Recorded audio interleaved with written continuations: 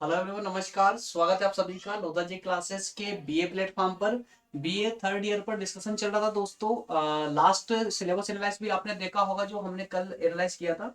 उसमें भी आपने देखा होगा दोस्तों कि हम दो पार्ट में इसको कवर कर रहे थे। पिछले पार्ट में हम 1740 से लेकर के 1857 तक हम फर्स्ट पार्ट में डिस्कस करेंगे, और उसके आगे का जो डाटा होगा 1857 अर्थात 1858 से लेकर के 1950 तक का डाटा हम इस सेकेंड पार्ट में, सेकेंड प्रश्न पत्र के नाम से इस पार्ट में कवर करने वाले हैं। सभी को पता है ये क्लासेस, हमारे ये लेक्चर बीए प्लस एमए दोनों के लिए समान रूप से उपयोगी साबित होंगे। ठीक है, होंगे, हो सकते नहीं, होंगे। ठीक है, बस आपके सिलेबस में ये सभी टॉपिक होना चाहिए, आपके सिलेबस में ये सब्जेक्ट होना चाहिए। चलिए शुरू करते दोस्तों आज का ये सिलेबस एनालिसिस। सिलेबस एनालाइज करने का एक विशेष महत्व होता है, विशेष कारण होता है। उम्मीद करता हूँ ये सब उसका जो महत्व है ये आप सभी लोग जानते होंगे, क्योंकि आप काफी लंबे समय से हमें फॉलो कर रहे हैं और प्रत्येक लेक्चर में आपको बताता भी हूँ। जब भी कोई सिलेबस एनालाइज होता है तो आपको कंप्लीटली बताया जाता है। दोस्तों बीए फर्स्ट ईयर, सेकेंड और थर्ड कंप्लीट बीए को हम कंप्लीटली पूरी तरह से कवर कर रहे हैं। सभी सब्जेक्टों को लेकर के हम यहाँ स्टार्ट कर चुके हैं। बीए के सभी सब्जेक्टों को कवर कर रहे हैं। सभी की प्लेलिस्ट सेपरेटली प्लेलिस्ट बना दी गई है, जिनको आप आसानी से जा करके वो प्लेलिस्ट में अपने सब्जेक्ट को सर्च करके और वहां से आप कंटिन्यूअसली लेक्चरों को पढ़ सकते हैं, सभी लेक्चरों को। और प्रत्येक लेक्चर की जो डिस्क्रिप्शन है उसी में आपको लिंक भी, वहीं पर इसके नोट्स की लिंक भी आपको प्रत्येक वीडियो के डिस्क्रिप्शन में मिल जाएगी। जी हाँ, कुछ पुराने वीडियो है जो कि लगभग पिछले साल अपलोड किए गए थे, तो उस समय ये फैसिलिटी नहीं थी, लेकिन अब आपको प्रत्येक वीडियो के लिंक में ही, डिस्क्रिप्शन में ही, माफ करना, उसके नोट्स की लिंक भी मिल जाएगी आपको कंप्लीट। ठीक है ना। चलिए तो शुरू करते हैं दोस्तों, शुरू करते हैं आज का डिस्कशन, हमारा सिलेबस का डिस्कशन। वो सभी दोस्त, हालांकि पिछले लेक्चर में भी हम बोल चुके थे, वो सभी दोस्त जिनके सिलेबस में सभी टॉपिक मैच ना हो वो परेशान बिल्कुल ना हो। जिनके जितने भी टॉपिक आपके सिलेबस में मैच हो रहे हैं वो अपनी बुक खोल के और पेंसिल से मार्क करते हुए चले, हाईलाइट करते हुए चले, जिससे आपको पता रहेगा अंतिम तक कि हमारे सिलेबस और आपके सिलेबस में कौन कौन से टॉपिक मैच हो रहे हैं। वो सभी टॉपिक आपको पूरे विस्तार से यहाँ पढ़ने को मिलेंगे। अब इसके अलावा जो टॉपिक मैच नहीं हो रहे उसके लिए क्या करेंगे, तो उसके लिए भी आप परेशान ना हो। वो टॉपिक भी हम इस सीरीज के कंप्लीट होने के तुरंत बाद उनको इसी तरह से कंटिन्यू कर देंगे। वो सभी टॉपिक आपके हम कवर 100% उनको भी कवर करेंगे। बस ये है दोस्तों कि अभी आप अपने बुक में इन सभी टॉपिकों को हाईलाइट कर लीजिए, जो जो टॉपिक आपके सिलेबस में मैच हो रहे हैं। नहीं हो रहे हैं वो आप मुझे कमेंट या व्हाट्सएप या फिर टेलीग्राम के माध्यम से आप मुझे अपने वो सभी टॉपिक सेंड करें, और हम उनको अंतिम दौर में, इसके इस सीरीज के अंतिम दौर में उन्हें भी कंप्लीट करने का पूरा पूरा प्रयास करेंगे। ठीक है, चलिए सबसे पहले दोस्तों हम इस पार्ट के अंदर, अर्थात कि 1858 से 1950 वाले इस आधुनिक भारत के इतिहास वाले पार्ट में सबसे पहली यूनिट एक, और इस यूनिट के पहला जो हमारा टॉपिक होगा वही होगा दोस्तों महारानी विक्टोरिया का घोषणा पत्र। क्या होगा? महारानी विक्टोरिया का घोषणा पत्र, जो कि 1858 में आया था। 1858 में क्यों आया था? बहुत सारे दोस्तों के चेहरों पर हंसी आ चुकी होगी। 1858 के तुरंत बाद में महारानी विक्टोरिया ने जो घोषणा पत्र दिया था, अगर किसी ने अच्छे से इसको पहले कभी पढ़ा होगा तो उन दोस्तों के चेहरों पर 100% हंसी आई होगी। क्यों? क्योंकि 1857 में ब्रिटिश सरकार की जड़ें हिला दी थी, जो हमारी 1857 की क्रांति हुई थी, उस क्रांति ने। और इसी से घबरा करके ये महारानी ने अपना घोषणा पत्र जारी करा था, और घोषणा पत्र में कई सारे अपार वादे किए गए थे, है ना। हम ये करेंगे भारत के लिए, हम वो करेंगे, वगैरह वगैरह, ताकि जो उग्र भावना भारत में 1857 क्रांति के कारण जो उग्र हो चुके थे लोग, उनको शांत किया जा सके, सिर्फ इसके लिए।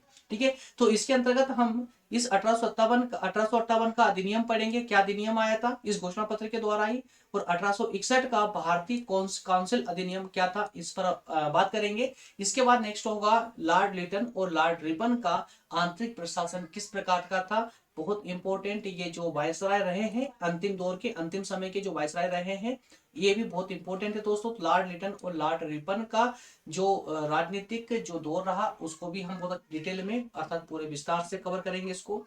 इसके अलावा राजनीतिक संगठन और भारतीय राष्ट्रीय कांग्रेस, राजनीतिक संगठन, भारतीय राष्ट्रीय कांग्रेस और 1892 का भारतीय काउंसिल अधिनियम, इनको सेपरेटली कवर करने वाले, सेपरेटली पूरे पूरी कंप्लीट तरीके से इनको कवर करेंगे पूरे विस्तार से। कोई सा भी पार्ट इसका छूटने वाला नहीं है, बीच में कोई सा पार्ट नहीं छूटेगा। ठीक है। नेक्स्ट यूनिट कौन सी होगी, यूनिट सेकंड में हम बात करेंगे सबसे पहले लॉर्ड कर्जन और बंगाल का विभाजन। लॉर्ड कर्जन ने किस प्रकार से बंगाल का विभाजन किया था, बंगाल का विभाजन किया था, और इसी कारण से आज एक बांग्लादेश हमें देखने को मिलता है। जब भारत का बंटवारा हुआ था उस समय जिस प्रकार से ये पूर्वी पाकिस्तान के नाम से जाना जाता था, कौन, बांग्लादेश, उसे भारत ने बाद में स्वतंत्र कराया पाकिस्तान से, और आज वो बांग्लादेश के नाम से जाना जाता है। जबकि बांग्लादेश भी भारत का ही एक हिस्सा था। जैसे आज आप एक पश्चिम बंगाल बोलते हो ना, जो भारत का हिस्सा है, तो दोस्तों ये पश्चिम बंगाल क्यों कहलाता है, जबकि भारत के तो पूर्व में है ये। जो हमारा पश्चिम बंगाल है, जिसे हम पश्चिम बंगाल के नाम से हम जिस राज्य को जानते हैं, वो भारत के पूर्वी हिस्से में है, तो उसको पश्चिम में क्यों बोलते हैं। उसका विशेष कारण यही है कि जो पूरा बंगाल था ना, उस बंगाल का पूर्वी हिस्सा बांग्लादेश बन चुका है, और उसका जो पश्चिमी हिस्सा था वो भारत के हिस्से में है। इस कारण से हम उसको पश्चिम बंगाल बोलते हैं। ठीक है, तो उस विभाजन को हम पूरे विस्तार से बात देखेंगे, पूरे विस्तार से स्वदेशी आंदोलनों को अच्छे से पढ़ेंगे। इसके अलावा नरम दल, गरम दल, इन दोनों कंसेप्टों को कंप्लीट करेंगे।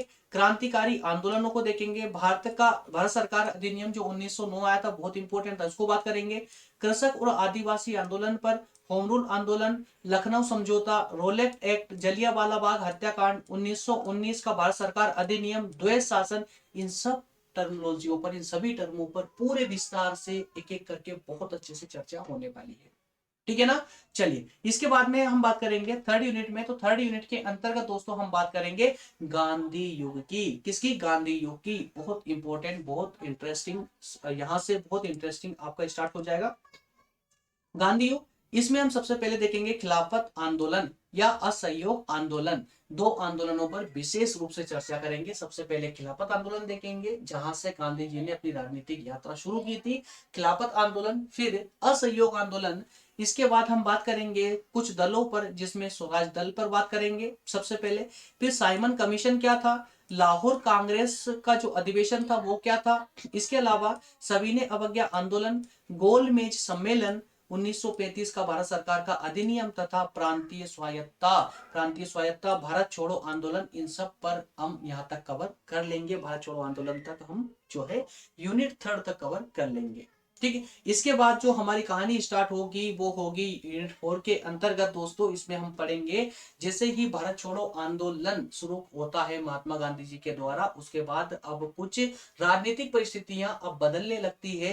ब्रिटेन पर अब भयानक रूप से दबाव पड़ने लगता है, भारत को आजाद करने के लिए चारों ओर से उस पर दबाव बनने लगता है। उन दबावों का ही परिणाम रहता है कि फिर ये क्रिप्स जो है, एक क्रिप्स के नेतृत्व में एक मिशन आता है, क्रिप्स मिशन जिसे कहा गया, क्रिप्स मिशन। उसके बाद एक शिमला समझौता होता है, कैबिनेट मिशन आता है, सुभाष चंद्र बोस और आजाद हिंद फौज का निर्माण होता है। इन सब पर पूरे विस्तार से बहुत इंटरेस्टिंग सब्जेक्ट होने, बहुत इंटरेस्टिंग टॉपिक होने वाले, ये भी पूरे विस्तार पर इन पर भी हम चर्चा करेंगे। नेक्स्ट टॉपिक होगा यूनिट 4 के अंदर सांप्रदायिक, राजनीतिक और भारत का विभाजन।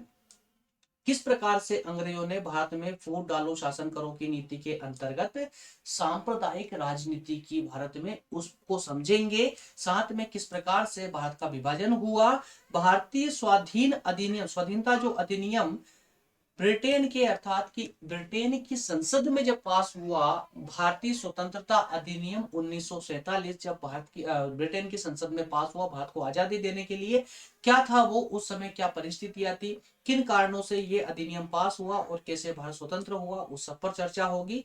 नेक्स्ट है रियायतों का विलीनीकरण, या सिंपल शब्दों में इसको समझ सकते हैं कि जो देशी रियासतें थी जब भारत आजाद हुआ, तो उस समय आज जो वर्तमान में जैसा भारत है वैसा भारत नहीं था, बल्कि कुछ बड़े बड़े राज्यों में बटा हुआ था। अर्थात कहीं पर हालांकि छोटी छोटी इकाइयां बहुत सारी थी, कुछ राजाओं के अंडर में कुछ जो है देशी रियासतें थी जहां पर राजा महाराजा राज करते थे। ठीक है ना। तो देशी रियासतों को खत्म करके और उन्हें एक राज्य के रूप में भारत की एक संविधान के अंदर उनको कन्वर्ट किया। ठीक है, उसको भी समझेंगे। तो इसलिए कहा गया कि रियासतों अर्थात देशी रियासतें जो थी जहां पर राजा महाराजाओं का राज्य था, उनको किस प्रकार से भारत में मिलाया और भारतीय संविधान की क्या विशेषताएं रही है, उन सब पर भी हम यहाँ पर डिस्कस करेंगे। नेक्स्ट जो यूनिट होगी, यूनिट 5 होगी दोस्तों। यूनिट 5 के अंदर भी हम लगभग 6 टॉपिकों पर डिस्कस करने वाले हैं। 6 टॉपिक में सबसे पहले हम बात करेंगे भारतीय कृषि और ब्रिटिश अकाल नीति। क्या? ब्रिटिश अकाल नीति। भारत में किस प्रकार की कृषि व्यवस्था का संचालन इन गोरे लोगों ने किया था, जिससे भारत में कंटिन्यूअसली दोस्तों अकाल पड़ने लगे थे। क्या परिस्थितियां थी वो, क्या दुर्दशा हुई थी उस समय भारतीय किसानों की, वो सारी बातें हम इस टॉपिक के अंदर करेंगे। नेक्स्ट होगा उपनिवेशवादी अर्थव्यवस्था का स्वरूप। उपनिवेशवादी अर्थात उपनिवेश क्या यार, ये ऐसे शब्द है ना, ये शब्द हमको गुमराह करते। उपनिवेश जैसा कुछ नहीं, गुलामी डायरेक्ट बोला करो ना भाई। जब गुलाम थे तो गुलामी के समय की जो अर्थव्यवस्था थी वो कैसी थी, इसकी बात हम इस सेकंड टॉपिक में बात करने वाले हैं। नेक्स्ट होगा हमारा आधुनिक उद्योगों की स्थापना। जो वर्तमान में जो उद्योग चल रहे हैं, हालांकि ये उद्योग नहीं बल्कि आधुनिक उद्योग, मतलब इस समय में जो उद्योग स्टार्ट हुए थे उन उद्योगों की बात करेंगे। व्यापार वाणिज्य इन सब का विकास किस प्रकार हुआ भारत में, उनकी बात करेंगे। फिर होगा हमारा चर्चा भारत में सामाजिक धार्मिक आंदोलनों की, जिसके अंतर्गत हम विभिन्न जो जिन आंदोलनों ने समाज पर गहरे रूप से प्रभाव डाला, समाज पर गहरे रूप से प्रभाव डाला, उन सभी प्रभावों की हम इस टॉपिक नंबर 4 के अंतर्गत चर्चा करेंगे, करने वाले हैं। नेक्स्ट होगा महिलाओं का उत्थान, किस प्रकार से महिलाओं का उत्थान हुआ। महिलाओं के उत्थान में विशेषकर भारतीय जो आंदोलन हुए थे उनका ही विशेष महत्व रहा है, याद रखना इस बात को। कोई ब्रिटिश सरकार का कोई इसमें योगदान नहीं था, है ना, महिलाओं के उत्थान करने के लिए। नेक्स्ट है शिक्षा का विकास, भारतीय प्रेस का विकास। तो शिक्षा का विकास किस प्रकार हुआ, आधुनिक शिक्षा की हम बात कर रहे हैं, आधुनिक शिक्षा का विकास कैसे हुआ, भारतीय प्रेस का विकास कैसे हुआ, इन सब पर चर्चा कंप्लीट हो जाएगी। तो दोस्तों आपने देखा 5 यूनिट में सभी जो अंतिम आधुनिक भारत के इतिहास को लेकर जो अंतिम टॉपिक थे वो सब इसके अंतर्गत कवर हो जाएंगे। इसके अलावा जो भी टॉपिक शेष रह जाते हैं आपके, उन सभी टॉपिकों पर मैं आपको इससे पूर्व ही बोल चुका हूँ, क्लास स्टार्ट करने से पहले ही बोल चुका था कि जो टॉपिक आपके कवर नहीं हो रहे हैं, इस सिलेबस में मैच नहीं हो रहे हैं, वो मुझे आप कमेंट के द्वारा या टेलीग्राम पर या व्हाट्सएप पर आप मुझे सेंड करेंगे। वो सभी टॉपिक इस सीरीज में जितने टॉपिक हमने डिस्कस किए, ये सभी कंप्लीट होने के तुरंत बाद हम आपके टॉपिक भी स्टार्ट कर देंगे, ताकि कोई सी भी यूनिवर्सिटी का कोई सा भी टॉपिक छूटे ना, सभी को कवर करते हुए चलेंगे। ठीक है दोस्तों, चलिए मिलेंगे इसी के सेशन में, क्लास के अंदर मिलेंगे इसमें। वो फर्स्ट सेशन जो होगा हमारा वही होगा विक्टोरिया, महारानी विक्टोरिया का घोषणा पत्र पर, महारानी विक्टोरिया के घोषणा पत्र पर, और साथ में 1858 का अधिनियम और 1861 का भारतीय काउंसिल अधिनियम, इस पर हमारी चर्चा होगी। लगभग 2 सेशन में अथवा 2 लेक्चर में हम इसको कवर कर लेंगे। ठीक है दोस्तों, चलिए मिलेंगे नेक्स्ट सेशन में, तब तक आप सभी का बहुत बहुत धन्यवाद, थैंक यू। कंप्लीट दोस्तों इस पर ना कंप्लीट लेक्चर मिलेंगे आपको, डेली एक लेक्चर पर डे मिलेगा। मतलब ये मान लीजिए कि एक हफ्ते में 3 लेक्चर आपको इसके मिलेंगे और 3 लेक्चर इसके फर्स्ट पार्ट के मिलेंगे, ठीक है ना। तो इस प्रकार से इतिहास पर आप कंटिन्यू रहेंगे, डेली बने रहेंगे आप। चलिए मिलते हैं सेशन में दोस्तों, थैंक यू।